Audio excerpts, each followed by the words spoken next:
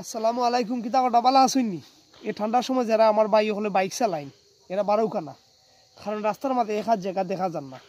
কারণ আপনি যতই বালা চালাইন না কেন আপনারে অন্য কেউ মারতে পারে যে কোনো সময় আইয়া বাড়ি। কারণ আপনি যত বালা ড্রাইভার হইন না কেন আপনি মারতা নাই ঠিক আছে, কিন্তু আপনারে আরেকজনে মারি দিব।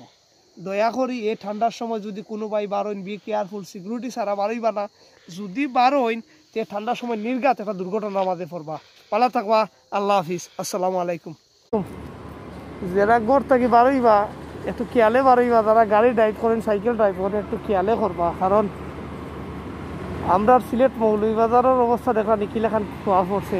রাস্তাঘাটে রাইট বাজে আপনার 11টা, কিন্তু দেখা নিখিলা খোয়া পড়ছে।